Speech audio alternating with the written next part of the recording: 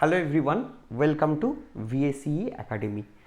আজকে আমাদের আলোচ্য বিষয় ইন্ডিয়ান পলিটি অ্যান্ড কনস্টিটিউশনের একটা ইম্পর্টেন্ট চ্যাপ্টার, সেটা হলো ফান্ডামেন্টাল ডিউটিস।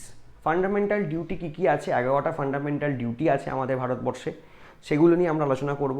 অ্যাজ এ সাধারণ মানুষ আমাদের ডিউটিগুলো জানা উচিত, এটা আমাদের একটা কর্তব্যের মধ্যে পড়ে।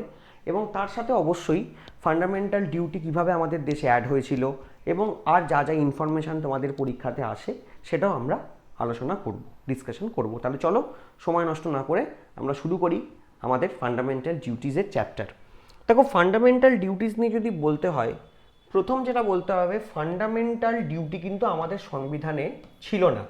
আমাদের সংবিধান তোমরা সবাই জানো এনফোর্স হয়েছে 26 জানুয়ারি 1950, 26 জানুয়ারি 1950 আমাদের দেশের সংবিধান কিন্তু এনফোর্স হয়েছে।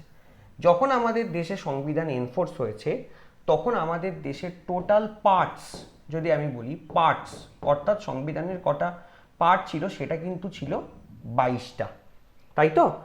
পার্ট 4A বলে কোনো পার্ট কিন্তু আমাদের সংবিধানে ছিল না। পার্ট 4A পরে অ্যাড হচ্ছে।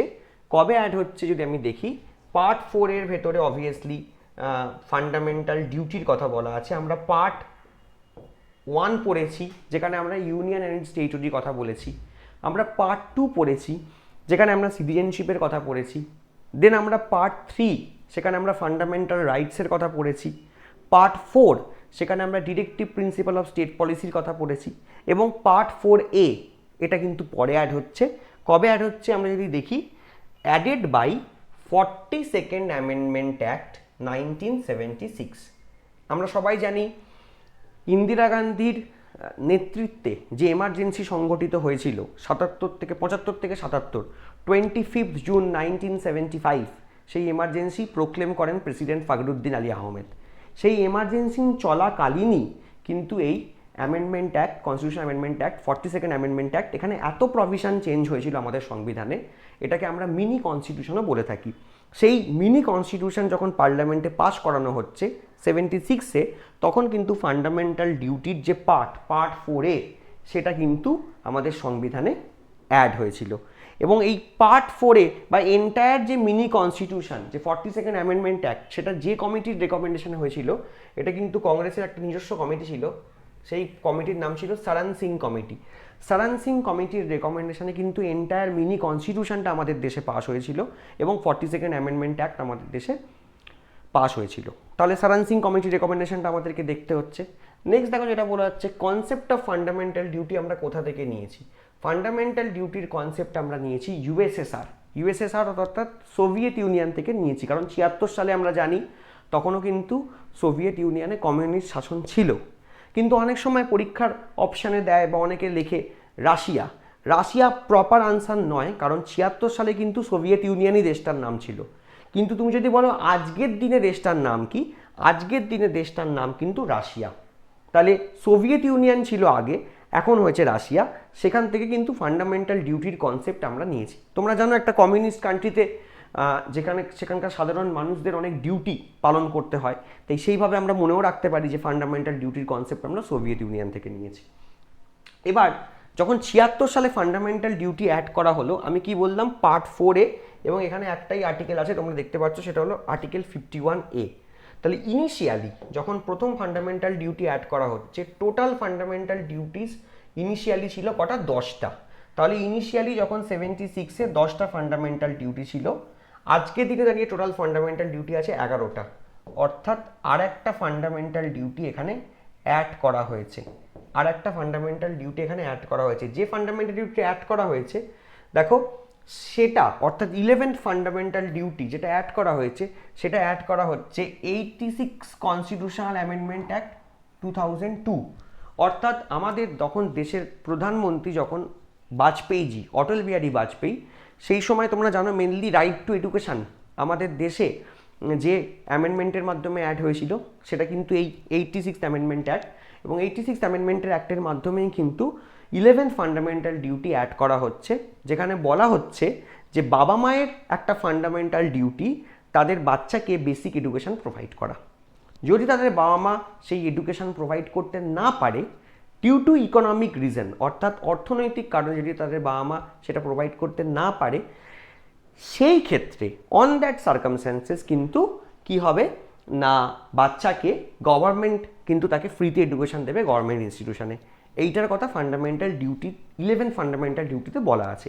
তাহলে আজকে দিনে দাঁড়িয়ে কটা ফান্ডামেন্টাল ডিউটি? 11টা। ইনিশিয়ালি কটা ছিল? 10টা। তাহলে এখান থেকে যে ইনফরমেশনগুলো আমরা পেতে পারি সেটা হলো ফান্ডামেন্টাল ডিউটির কনসেপ্ট কোন দেশ থেকে নেওয়া? ইউএসএসআর থেকে নেওয়া। ভারতবর্ষে ফান্ডামেন্টাল ডিউটি অ্যাড হয়েছে কবে? 42nd amendment act 1976। কত সাল, কোন অ্যামেন্ডমেন্ট? সেই সময় ভারতবর্ষের প্রাইম মিনিস্টার কি ছিল আমরা জানি, শ্রীমতী ইন্দিরা গান্ধী। সেটা আমি তোমাদেরকে বলেইছি, ইন্দিরা গান্ধীর সময় এটা অ্যাড করা হয়েছে। এটাও দিতে পারে পরীক্ষাতে যে ফান্ডামেন্টাল ডিউটি যখন অ্যাড করা হচ্ছে তখন ভারতবর্ষের প্রধানমন্ত্রী কে ছিল? শ্রীমতী ইন্দিরা গান্ধী। প্রশ্ন আসতে পারে এই যে 42nd অ্যামেন্ডমেন্ট অ্যাক্ট বা ফান্ডামেন্টাল ডিউটি যেটা 42nd অ্যামেন্ডমেন্ট অ্যাক্টের মাধ্যমে অ্যাড হয়েছিল সেটা কোন কমিটির রেকমেন্ডেশন অ্যাড হয়েছিল? উত্তর হবে শরণ সিং কমিটি। এবং কতগুলো ফান্ডামেন্টাল ডিউটি অ্যাড করা হয়েছে যদি জিজ্ঞেস করা হয়, আনসার হবে 11টা। 10টা পরে 11 নম্বরটা অ্যাড হচ্ছে কবে? 2002 সালে। কোন অ্যামেন্ডমেন্টের মাধ্যমে? 86 অ্যামেন্ডমেন্ট অ্যাক্টের মাধ্যমে। কি ফান্ডামেন্টাল ডিউটি অ্যাড করা হচ্ছে আমি সেটাও বললাম। ফান্ডামেন্টাল ডিউটির কথা কোন পার্টে বলা আছে এটাও পরীক্ষায় প্রশ্ন আসে। নতুন পার্ট অ্যাড হচ্ছে পার্ট 4-এ। অনেক সময় এইভাবেও ঘুরিয়ে দেয় যে পার্ট 4-এ was added by which amendment? Answer করবো 42nd অ্যামেন্ডমেন্ট অ্যাক্ট 1976। আবার দিতে পারে article 51A was added by which amendment? সেক্ষেত্রেও আমরা আনসার করবো 42nd অ্যামেন্ডমেন্ট, কারণ 51A পার্ট 4-এ। আমাদের সংবিধানের দুটো এমন পার্ট আছে যেখানে কিন্তু যেখানে একটাই আর্টিকেল আছে। তার মধ্যে একটা হলো পার্ট 4A আর একটা হলো পার্ট 20। এই পার্ট 4 এর ভেতরে একটাই আর্টিকেল আছে, আমরা একটু আগে ডিসকাস করলাম, সেটা হলো আর্টিকেল 51A। আর একটা হলো পার্ট 20 যার ভেতরে একটাই আর্টিকেল আছে, সেটা হলো আর্টিকেল 368। কনস্টিটিউশন অ্যামেন্ডমেন্ট করতে পারে পার্লামেন্ট। এই দুটো পার্ট এমন আছে যেখানে কিন্তু একটা করে আর্টিকেল রয়েছে। তাহলে এই জায়গাটা আমরা ডিসকাস করে নিলাম। প্রথম ফান্ডামেন্টাল ডিউটির যে বেসিক ইনফরমেশনগুলো আমি তোমাদেরকে দিয়ে দিলাম। এবার আমরা যে 11টা ফান্ডামেন্টাল ডিউটি আছে সেটা 1 বাই 1 পড়ে নেব, কারণ অনেক সময় পরীক্ষাতে এই ফান্ডামেন্টাল ডিউটি থেকে প্রশ্ন আসে যে এই কথাটা কোথায় লেখা আছে বা কোন পার্টের ভেতরে আছে। শুধু এইটুকুনি তোমরা মাথায় রাখবে, ফান্ডামেন্টাল ডিউটি রিলেটেড পার্ট একটাই, আর্টিকেলও একটাই। ঠিক আছে, এখানে কিন্তু মাল্টিপল অনেকগুলো ডিউটি থাকতে পারে কিন্তু আর্টিকেল একটাই এখানে। ঠিক আছে, আমরা একটা একটা করে ফান্ডামেন্টাল ডিউটিসগুলো পড়ে নিই। দেখো, প্রথম যে ফান্ডামেন্টাল ডিউটিতে বলা হচ্ছে সেটা হলো অ্যাবাইড বাই দ্য কনস্টিটিউশন। তার মানে আমাদের দেশের সংবিধানকে মেনে চলতে হবে। অ্যাবাইড বাই মানে সংবিধান মেনে চলা।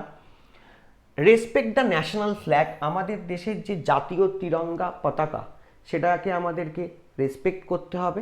এবং ন্যাশনাল অ্যানথেম, আমাদের যে জাতীয় স্তোত্র জনগণ মন অধি, সেটাকেও আমরা প্রপারলি রেসপেক্ট করে চলবো। দেখো, এগুলো মানেটা কি? আমাদের দেশে সবাই যে সংবিধান জানে তা নয়, কিন্তু আমাদের দেশের সংবিধানে যেগুলো বলা আছে, যেমন ধরো ফর এক্সাম্পল একটা ইকুয়ালিটিকে প্রমোট করা, সেগুলো আমাদের করতে হবে। এই যে ভারতবর্ষে ধর্মে লড়াই লেগে থাকে, সেটা আমাদের বুঝতে হবে যে আমাদের দেশ কিন্তু কোনো হিন্দু রাষ্ট্রও নয়, কোনো ইসলামিক স্টেটও নয়। আমাদের দেশ হলো এমন একটা দেশ যেখানে কিন্তু আমরা ধর্ম নিরপেক্ষতাকে প্রমোট করি, যেখানে সরকারের কাছে সমস্ত ধর্ম কিন্তু ইকুয়াল, সমস্ত ধর্ম কিন্তু সমান, তাই তো?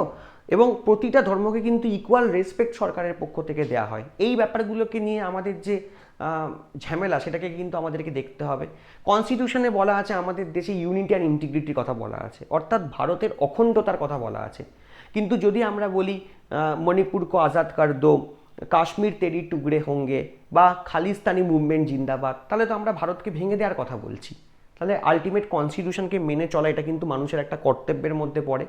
হ্যাঁ, আমরা যদি এগুলো প্রপারলি না করি, সবসময় যে আমাদের এগেনস্টে কোনো অ্যাকশন নেওয়া হয় তা নয়। আমি বলছি না যে যারা বলছে তাদের সবাইকে জেলে ঢুকিয়ে দেওয়া হচ্ছে, কিন্তু আলটিমেট তুমি যদি আমাদের ভারতবর্ষে থাকো এবং ভারতে থেকে তুমি যদি ভারতের সংবিধান না মেনে চলো, তাহলে কিন্তু সেটা ঘোরতর অন্যায়ের মধ্যে পড়ছে। নেক্সট দেখো, ন্যাশনাল ফ্ল্যাগকে রেসপেক্ট করা। যেমন আমাদের দেশের যে ন্যাশনাল ফ্ল্যাগ, সেখানে কিন্তু আমরা জানি আমাদের দৈর্ঘ্য প্রস্থ যদি বলি, এই দৈর্ঘ্য সেটা কিন্তু 3 আর প্রস্থ 2, এই রেশিওতে কিন্তু তোমাকে ফ্ল্যাগ বানাতে হবে। ঠিক আছে, তুমি যদি এটা 30 করো, এটা 20, এটা যদি 300 হয় তাহলে এটা 200, এটা 3000 হলে এটা 2000, সাইজ যেমন হবে। তাহলে আমার বক্তব্যটা হলো প্রপারলি এইগুলো যদি আমরা মেনটেন করতে না পারি, তাহলে কিন্তু আমাদের ন্যাশনাল ফ্ল্যাগকে আমরা সম্মান দিতে পারবো না। তারপর ধরো আমাদের দেশে যখন কোনো মানুষ মারা যায়, জাতীয় শোক ঘোষণা করা হয়, তখন ফ্ল্যাগকে হাফ মাস্ট করে রাখা হয়। তারপর ধরো বিভিন্ন সময়, এক সময় নিয়ম ছিল রাতে ফ্ল্যাগ তোলা যেত না, এখন বলা হচ্ছে যেখানে লাইট রয়েছে সেখানে ফ্ল্যাগ তোলা যেতে পারে, তবে মেনলি দিনেই আমরা ফ্ল্যাগ হোস্ট করি। এই যে ফ্ল্যাগ কোড 2002-তে ফ্ল্যাগ কোড অফ ইন্ডিয়া এসেছিল, সেগুলোকে প্রপারলি মেনটেন করা, সেটা আমাদের মেনে চলতে হবে। জাতীয় সঙ্গীতকে আমাদের রেসপেক্ট দিতে হবে। জাতীয় সঙ্গীত যখন হয় তখন আমাদের উঠে দাঁড়াতে হয়, কেউ তোমাকে বলবে না যে তুমি উঠে দাঁড়াও, কিন্তু অ্যাজ এ সিটিজেন আমাদের এই দায়িত্বগুলো থাকে দেশের প্রতি, ঠিক আছে, এটা আমাদের করা দরকার। ইভেন আমরা দেখেছি যারা ফিজিক্যালি হ্যান্ডিক্যাপ, যাদের পক্ষে উঠে দাঁড়ানো সম্ভব নয়, তারা নিজের হাতটাকে তুলে নেয় জাতীয় সঙ্গীতের সময়। This is the respect to the national anthem, সেটা কিন্তু আমাদেরকে মাথায় রাখতে হবে, এটা আমাদের খুব ইম্পর্টেন্ট একটা ফান্ডামেন্টাল ডিউটির মধ্যে পড়ে।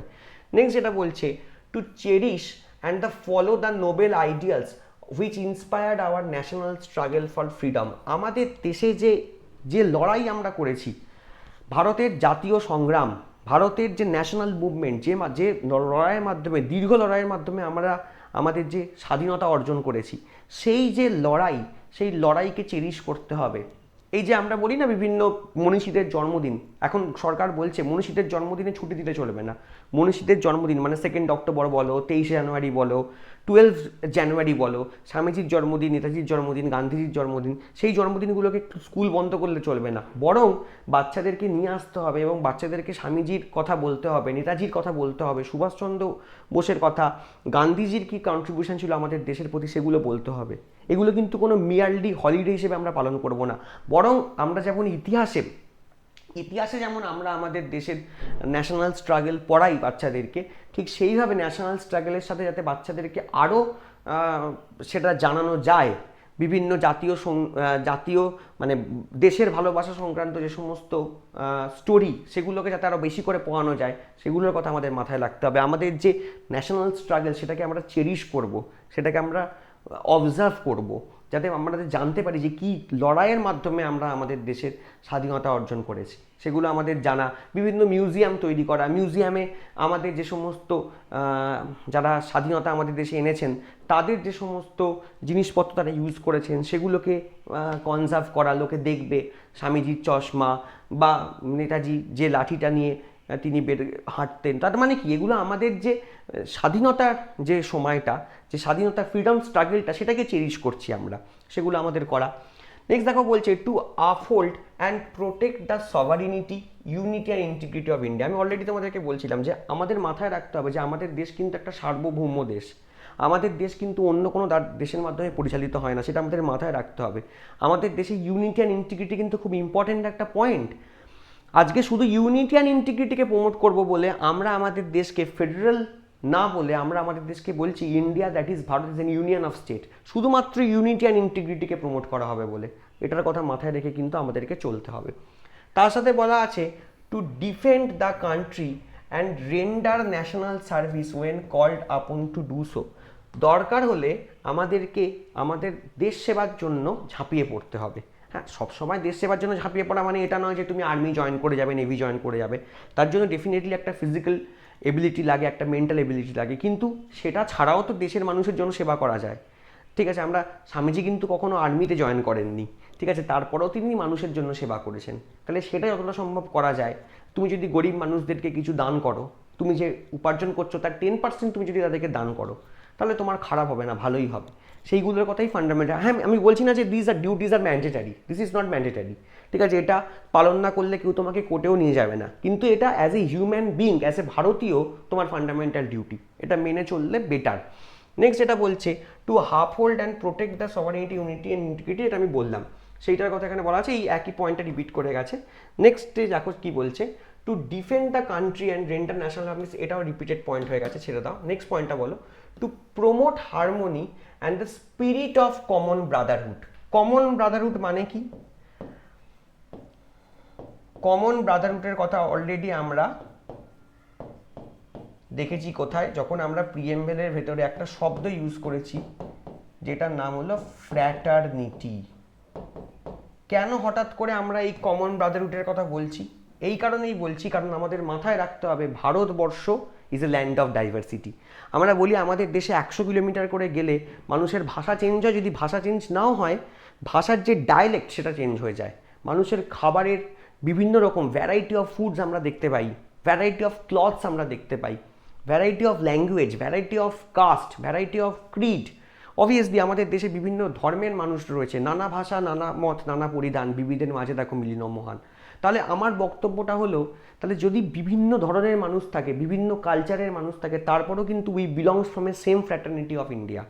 ঠিক আছে, আমাদের দেশে কেন ফ্র্যাটার্নিটিকে এত জোর দেওয়া হয়? কারণ আমাদের দেশের কিন্তু মিক্স কালচার, আমাদের দেশে বিভিন্ন কালচার। তুমি যদি দক্ষিণ ভারতে দেখো, সেখানকার যে ল্যাঙ্গুয়েজ, সেই ল্যাঙ্গুয়েজ পুরোপুরি আলাদা।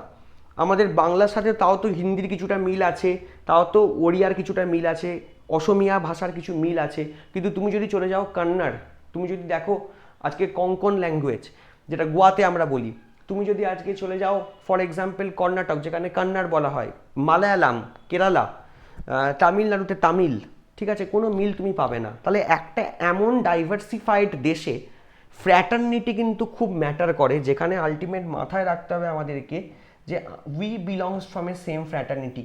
আমাদেরকে কিন্তু কমন ব্রাদারহুডকে প্রমোট করতে হবে among all the people of India, transcending religious, যেখানে বিভিন্ন রিলিজিয়াস রয়েছে, লিঙ্গুইস্টিক, যেখানে লিঙ্গুইস্টিক ডিফারেন্সেস রয়েছে, যেখানে রিজিওনাল ডাইভার্সিটি রয়েছে, সেকশনাল ডাইভার্সিটি রয়েছে, and renowned practice of derogatory to the dignity of women. এবং মহিলাদের বিরুদ্ধে যদি খারাপ আচরণ কেউ করে থাকে, সেটাকে কিন্তু রিনাউন্স করতে হবে, সেটাকে কিন্তু পরিত্যাগ করতে হবে। কারণ মেয়েদেরকে রেসপেক্ট সেটা কিন্তু দিতে হবে আমাদেরকে, শুধু মেয়েদেরকে নয়, যে কোনো মানুষকে রেসপেক্ট দিতে হবে। এবং আমাদের কিন্তু, আমি বারবার একটা কথা বলি, যদি ফ্র্যাটার্নিটি ওয়ার্ডটার মানে বুঝতে চাও, তাহলে কিন্তু আমাদের দেশ বুঝতে হবে।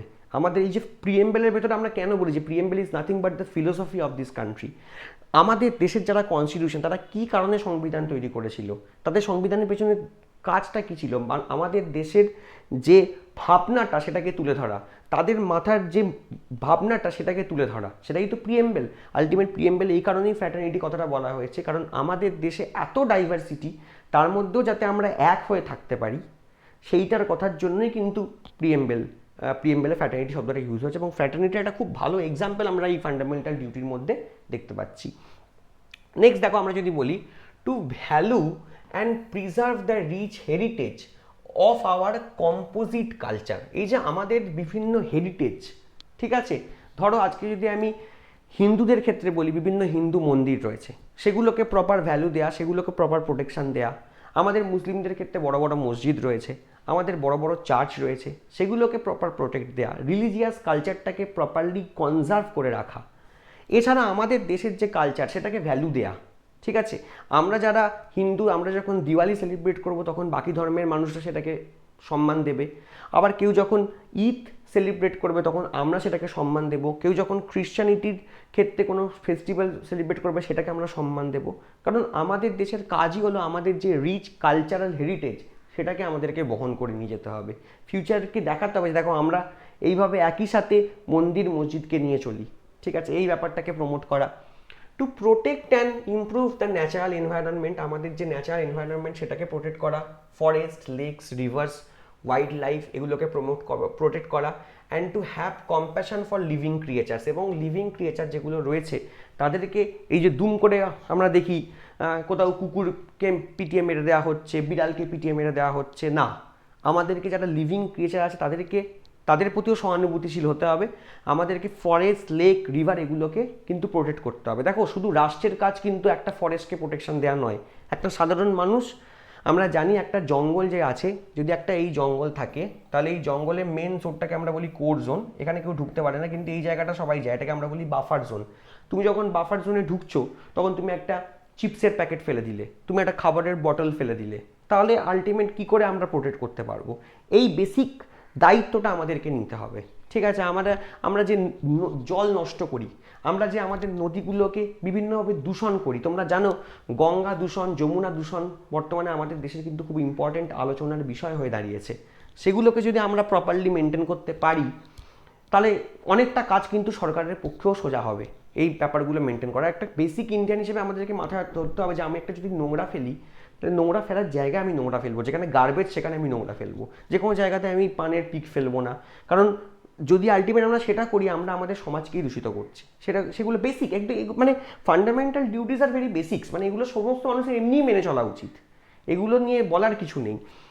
নেক্সট দেখো বলছে to develop the scientific temper, খুব ইম্পর্টেন্ট একটা ওয়ার্ড হলো এই scientific temper, humanism and spirit of enquiry and reform. দেখো সায়েন্টিফিক টেম্পার মানে কি, সায়েন্স তো আমরা সবাই পড়ি, কিন্তু এরপরেও আমরা কিন্তু বিজ্ঞান সচেতন নই, আমরা কিন্তু প্রপারলি বিজ্ঞান মনস্ক এখনও হতে পারিনি।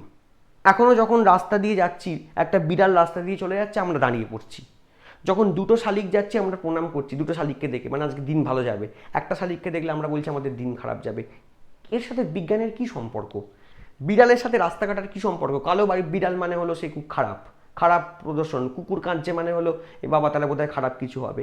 তাহলে বুঝতে হবে শুধু সায়েন্স পড়লে হবে না, বিজ্ঞান মনস্কতা আমাদের নিয়ে আসতে হবে, আমাদেরকে সায়েন্টিফিক টেম্পার ডেভেলপ করতে হবে। ঠিক আছে, আমাদের মনে যেন বিভিন্ন প্রশ্ন আসে, যুক্তিভিত্তিক আমাদের হতে হবে, আমাদেরকে যুক্তিবাদী হতে হবে, এগুলো আমাদের বুঝতে হবে।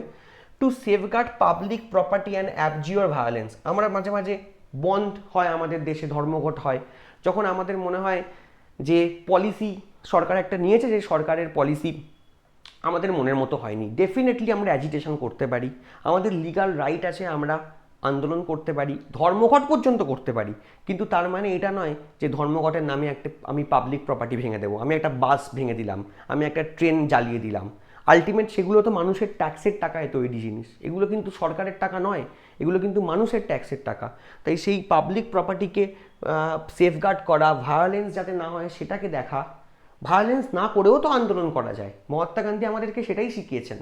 তাই জন্যই আমাদের ইতিহাস জানা উচিত, তাই জন্যই আমাদের জাতীয় সংগ্রাম জানা উচিত, যে অহিংসভাবেও কিভাবে আন্দোলন করে দাবি ছিনিয়ে নিতে হয়। তাহলে সবসময় পাবলিক প্রপার্টি ভাঙার দরকার নেই, ভায়োলেন্স করার দরকার নেই, সেগুলোর কথাই ফান্ডামেন্টাল ডিউটিতে মনে করিয়ে দেওয়া হয়েছে আমাদেরকে। এছাড়া দেখো যারা বলা হচ্ছে একটা fundamental duty, two strive towards excellence in all স্ফিয়ার্স of individual and collective activity so that the nation constantly rise to higher levels of endeavor and achievement। সবাইকে নিয়ে কাজ করতে হবে, একা একা সবসময় সাফল্য পাওয়া যাবে না, কালেকটিভ ওয়েতে কাজ করতে হবে, তাহলে হয়তো আমরা অনেক বেশি এগিয়ে যেতে পারবো, সেটার কথা বলা হয়েছে। এবং last but not the least, যেটা আমাদের 86 কনস্টিটিউশনাল অ্যামেন্ডমেন্ট অ্যাক্ট 2002-তে অ্যাড করা হয়েছে, তোমাদেরকে আমি অলরেডি বলেছি, সেখানে বাবা মায়ের কথা বলা হচ্ছে। বাবা মায়ের দায়িত্ব হলো তার বাচ্চাকে 6 থেকে 14 বছর বাচ্চাদেরকে এডুকেশান দেয়া। যদি বাবা মায়ের পক্ষে সম্ভব না হয়, বাবা মায়ের পক্ষে যদি পসিবল না হয়, তাহলে সেই ক্ষেত্রে last but not the least government ইনস্টিটিউশনসগুলো আছে, তারা বাচ্চাদেরকে free of cost education provide করবে। তাহলে to provide opportunities for education by the parent, the guardian to his child or a ward between the age of 6 to 14 years। But যদি তাদের পক্ষে possibility না হয়, যদি তাদের পক্ষে সেটা সম্ভব না হয় due to the economic circumstances, সেক্ষেত্রে কিন্তু আর্টিকেল 21 এতে ওই একই অ্যামেন্ডমেন্টে বলা হচ্ছে গভর্নমেন্ট 6 থেকে 14 বছর বাচ্চাদেরকে ফ্রিতে এডুকেশন দেবে, যেটা কিন্তু আমাদের দেশের ফান্ডামেন্টাল রাইটের ভেতরে অ্যাড করা হয়েছে, আর্টিকেল 21 এর ভেতরে অ্যাড করা হয়েছে। তো এই হলো মোটামুটি আমাদের ফান্ডামেন্টাল ডিউটি আমাদের কমপ্লিট হয়ে গেল। নেক্সট ক্লাসে আমরা ইউনিয়ন এক্সিকিউটিভ প্রেসিডেন্ট স্টার্ট করব। সবাইকে ধন্যবাদ ভিএসিকে একাডেমির পক্ষ থেকে।